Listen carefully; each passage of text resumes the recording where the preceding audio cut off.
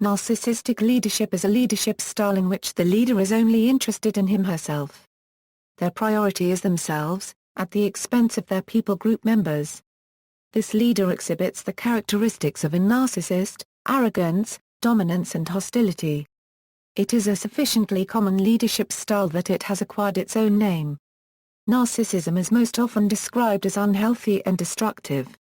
It has been described, narcissistic leadership is driven by unyielding arrogance, self-absorption, and a personal egotistic need for power and admiration. Narcissism and Groups, a study published in the journal Personality and Social Psychology Bulletin suggests that when a group is without a leader, a narcissist is likely to take charge. Researchers have found that people who score high in narcissism tend to take control of leaderless groups. Freud considered the narcissistic type especially suited to act as a support for others, to take on the role of leaders and to impress others as being personalities. One reason may be that another person's narcissism has a great attraction for those who have renounced part of their own. As if we envied them for maintaining a blissful state of mind, an unassailable libidinal position which we ourselves have since abandoned. According to the book Narcissism, Behind the Mask, there are 4 basic types of leader, with narcissists most commonly in type 3, although they may be in type 1, authoritarian with task-oriented decision-making, democratic with task-oriented decision-making, authoritarian with emotional decision-making, democratic with emotional decision-making. Michael Maccabee stated that psychoanalysts don't usually get close enough to narcissistic leaders, especially in the workplace, to write about them.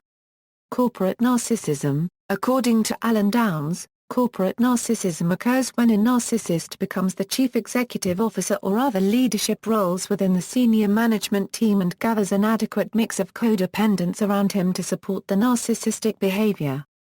Narcissists profess company loyalty but are only really committed to their own agendas, thus organizational decisions are founded on the narcissist's own interests rather than the interests of the organization as a whole, the various stakeholders, or the society in which the organization operates. As a result, a certain kind of charismatic leader can run a financially successful company on thoroughly unhealthy principles for a time.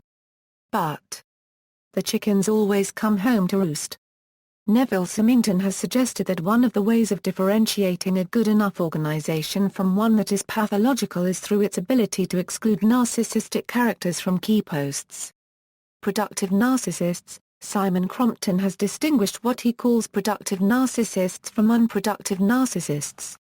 Maccabee acknowledged that productive narcissists still tend to be oversensitive to criticism, overcompetitive, isolated, and grandiose, but considered that, what draws them out is that they have a sense of freedom to do whatever they want rather than feeling constantly constrained by circumstances, and that through their charisma they are able to draw people into their vision, and produce a cohort of disciples who will pursue the dream for all it's worth.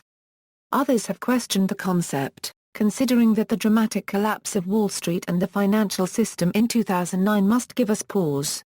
Is the collapse due to business leaders who have developed narcissistic styles even if ostensibly productive? Certainly one may conclude that at best there can be quite a fine line between narcissists who perform badly in the workplace because of their traits, and those who achieve outrageous success because of them. Impact of healthy v destructive narcissistic managers. Logat compared healthily narcissistic managers versus destructively narcissistic managers for their long-term impact on organizations. See also. References. Further reading. Books Conrad E. Petty. Tyranny, Dogmatism, Narcissistic Leadership. What effects do authoritarian leadership styles have on employee morale and performance? Maccabee M. Narcissistic Leaders, Who Succeeds and Who Fails, McFarland D.B. and Sweeney P.D. House of Mirrors, The Untold Truth About Narcissistic Leaders and How to Survive Them, McFarland D.B. and Sweeney P.D. Where Egos Dare, The Untold Truth About Narcissistic Leaders, and How to Survive Them, Vane S. Narcissistic and Psychopathic Leaders. Academic papers Brown B. Narcissistic Leaders, Effectiveness and the Role of Followers, Otago Management Graduate Review Volume 3 2005 pages 69–87, Horowitz M.J. and Arthur J. Narcissistic Region Leaders, The Intersection of Individual Dynamics and Group Process, International Journal of Social Psychiatry 1988 Summer. 34, 2, pages 135-41, Horowitz L. Narcissistic Leadership in Psychotherapy Groups, International Journal of Group Psychotherapy 2000 APR. 50, 2, pages 219-35.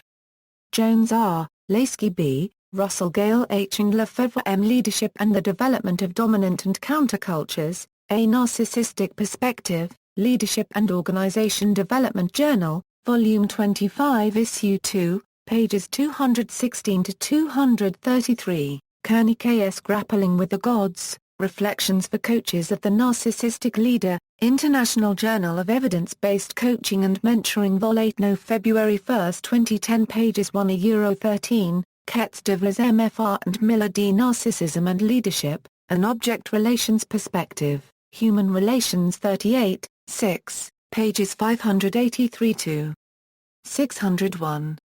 Oimet G. Dynamics of Narcissistic Leadership in Organizations, Towards an Integrated Research Model, Journal of Managerial Psychology, Volume 25 Issue 7, pages 713-726, Rosenthal S.A. and Patinsky T.L. Narcissistic Leadership, The Leadership Quarterly Volume 17, Issue 6, December 2006, pages 617-633. Volkan V.D. and Fowler C. Large Group Narcissism and Political Leaders with Narcissistic Personality Organization, Psychiatric Annals 39 April 4, 2009, Yang L. Narcissistic Leadership in Organizations, University of Guelph. External links, Narcissism and Leadership, Does It Work to Be a Jerk?